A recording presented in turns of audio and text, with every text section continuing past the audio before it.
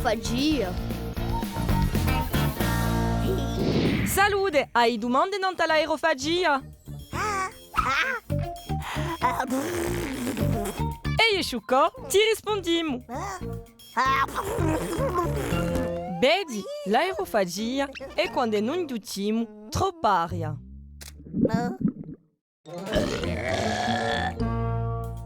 Ti domandi come e perché? Temo da spiegare. Tutto il mondo inghiotte l'aria ogni giorno. È normale. Si produce quando non mangiamo, che non ingoliamo a saliva, che non vediamo o che non parliamo. L'aria inghiottita fa in un gonfio e uno stomaco. Non è un problema. Fora quando inghiottiamo troppa aria. Stiamo dando aerofagia. Non è mica una malattia, ma dà inconforto.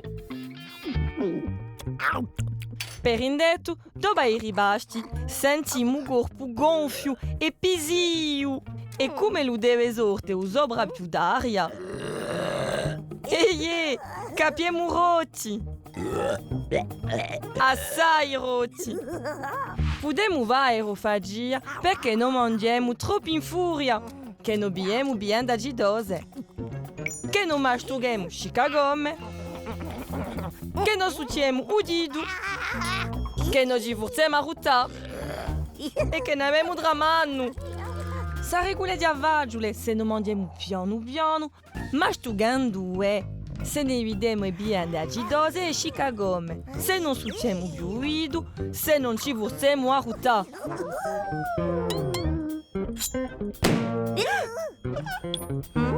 Se l'aerofagia è data da un dramano, femo tutto ciò che ci potrà appaggiare, come un sport e una boga di attività calme.